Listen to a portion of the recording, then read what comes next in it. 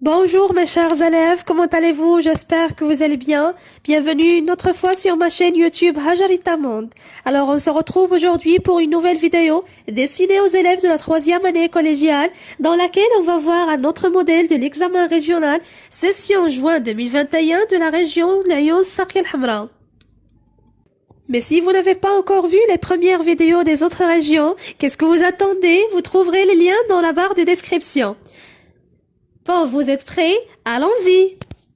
Comme d'habitude, on va lire le texte, suivez bien avec moi, et après on va voir ensemble les questions de compréhension et de langue et communication. Luigi boit son café d'une traite, et son visage s'assombrit. Marcelo vient lui décrire sa mission, éliminer Giorgio proprement et discrètement. Il ne connaît pas sa cible. Marcelo lui donne une photo prise la veille dans la rue Sainte-Anna dei Lombardi. Giorgio est un petit homme chauve, toujours vêtu d'un élégant costume noir. Il habite Naples, vit à Sedile di Porto et vit seul au deuxième étage d'un petit immeuble à la façade cimentée. Il n'y a qu'un appartement au deuxième étage. Tu ne peux pas te tromper, lui dit Marcelo. Luigi passe chez lui prendre un sac de voyage contenant quelques vêtements et ses outils.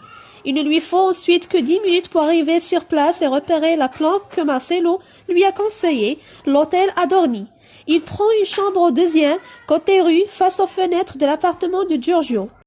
Il lui suffit maintenant d'attendre et d'observer. Il a payé la chambre en liquide sous un nom d'empreinte et s'est grimé, petite moustache noire et perruque. Il a surtout choisi son arme, une arbalète, une mécanique simple, fiable et silencieuse, manquant peut-être un peu de précision à distance, mais dans le cas présent, la question ne se pose pas. Sa cible est à moins de 12 mètres, juste la largeur de la rue. Et côté discrétion, l'arbalète c'est le monde du silence. Il n'y a plus qu'attendre le petit matin quand Giorgio ouvrira sa fenêtre avant sa toilette, tout est prêt. La référence de ce texte est d'après Patrick de Saint-Paul, 7 jours pour tuer Giorgio. Maintenant, mes chers élèves, mettez la vidéo en pause et lisez le texte une deuxième fois afin que vous puissiez le comprendre. On passe maintenant à la première partie, compréhension de l'écrit 6 points. La première question. Ce texte est extrait d'une nouvelle. Il se situe dans, premièrement, la situation initiale, c'est-à-dire le début, B, les péripéties, les actions, les événements, C, le dénouement, c'est-à-dire la chute finale, ou plutôt la situation finale. Alors, cochez la bonne réponse.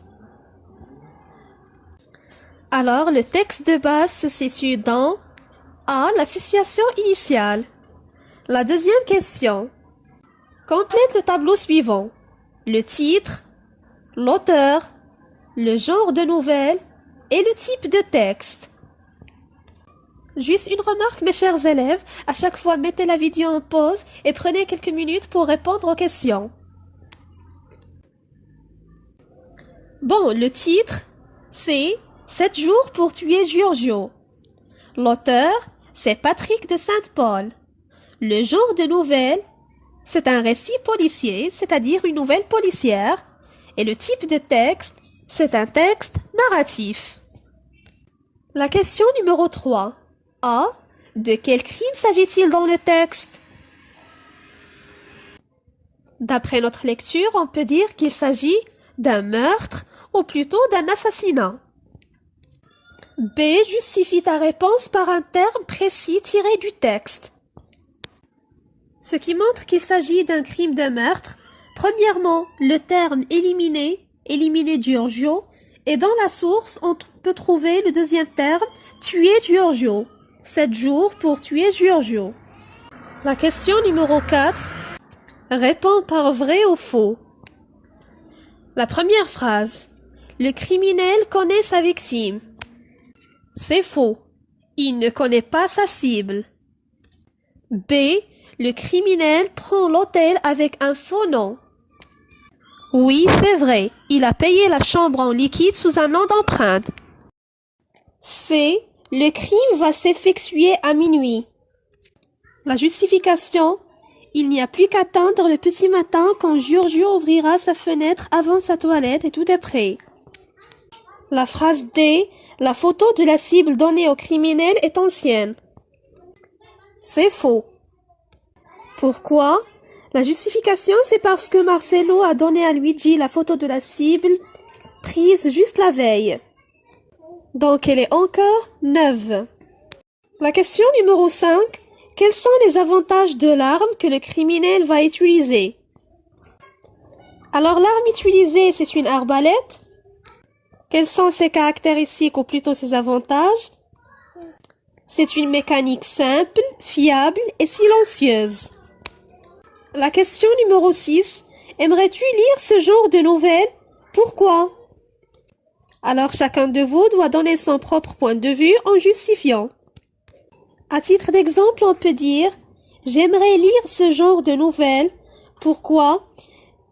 Car il est spécial, il nous amène à être plus logiques dans la vie, à savoir enquêter et prendre des décisions dans une situation compliquée. » On passe à la deuxième partie, langue et communication, 6 points.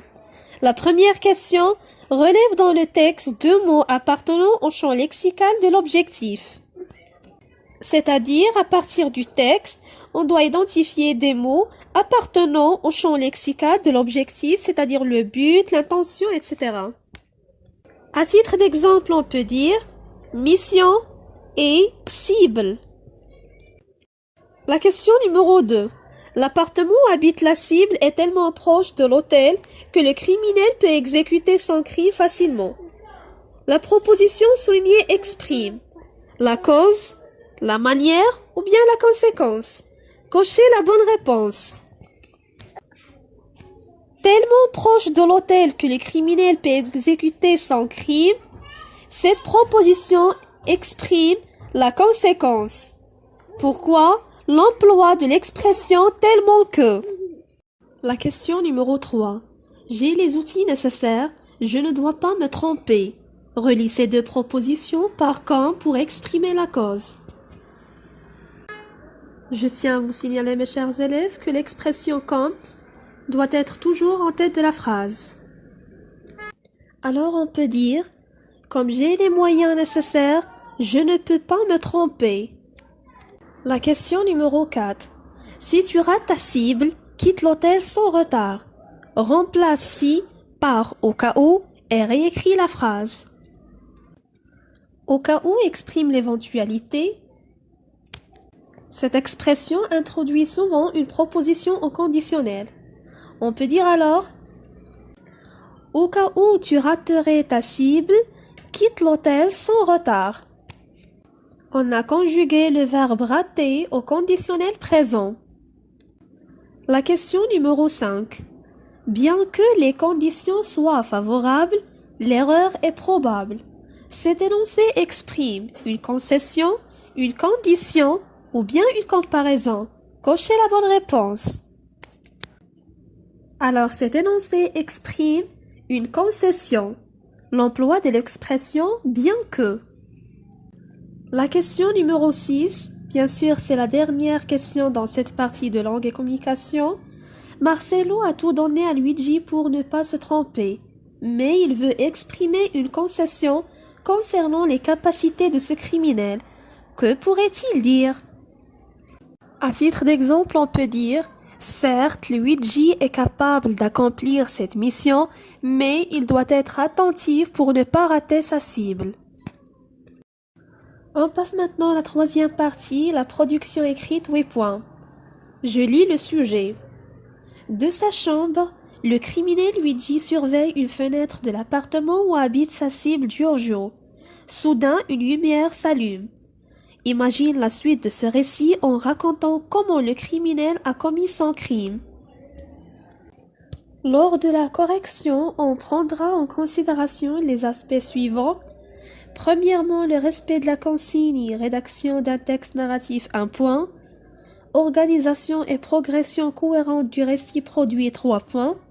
Et la correction de la langue, l'emploi d'un vocabulaire précis, orthographe correcte, le bon emploi des temps verbaux, à savoir le passé simple et l'imparfait, et l'utilisation des phrases correctes 4 points.